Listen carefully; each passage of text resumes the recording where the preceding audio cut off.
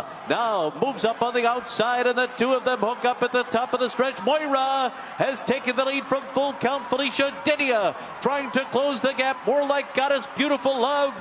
And then comes Cinderella's Dream. They're coming to the finish, and it is Moira.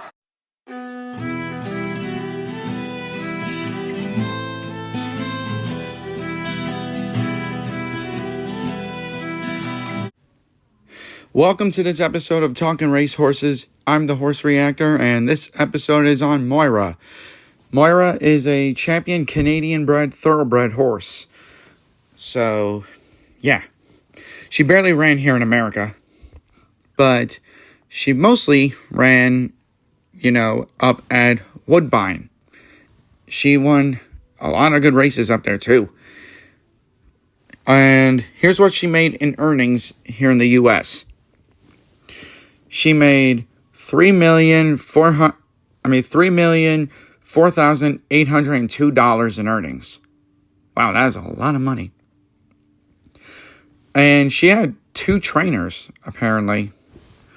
Kevin Attard from 21 to last year, and Chris Waller from this year, obviously.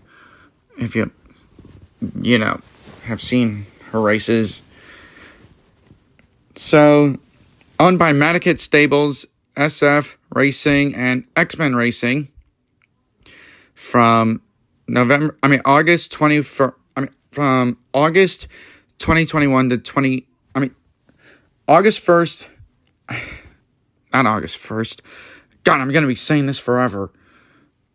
August 2021 to November of 2023. And she had SF Racing and X-Men Racing from January of last year to November of last year. She also has DM Racing Ventures from November 2023 to January of last year. Now she's owned by that's YU, to be honest, and YU Long Investments from November of last year to the present. A Dark Bay filly, and by the way, I mean filly as F-I-L-L-Y. She's by Ghost Zapper out of Awesome Again by Divine Ada. That's A-I-D-A.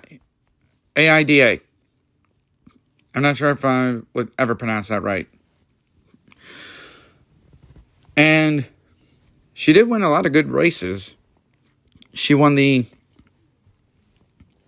Princess Elizabeth Stakes, the Fury Stakes, the Woodbine Oaks, Queen's Plate, Canadian Stakes, Beverly D Stakes, and the Breeders' Cup Filly and Mare Turf.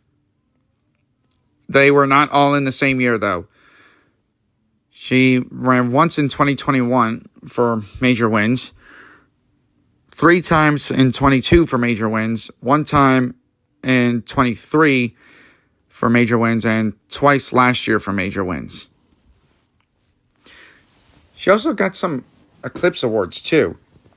She won Canadian Horse of the Year and Canadian Champion 3-year-old filly.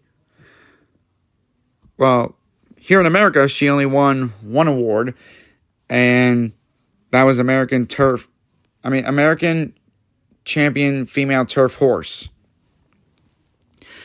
So, she didn't win that many awards from here in America. She got only 2 in Canada. And she had a good career. She started 19 times, won 7 times, came in second 6 times, and she only got third twice.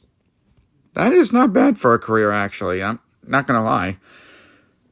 And her racing careers lasted from 2022. Wait, she never ran as a 2-year-old? That's weird. Usually you would see horses run as a 2-year-old before they become a 3-year-old. Well, except if you don't want them to race at age 2. In 2023, she was a 4-year-old.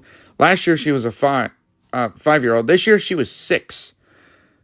And she began racing for her new owners in Australia. Wait, she's in Australia now? Dang, people, just let her take a break from racing.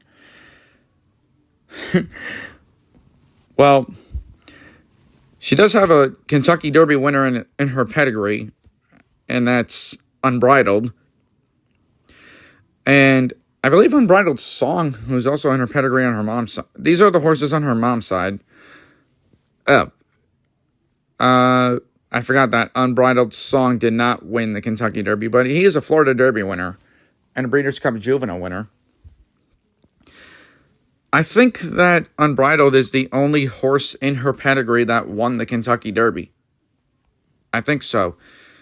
But anyways, Moira, hopefully you're having a good retirement.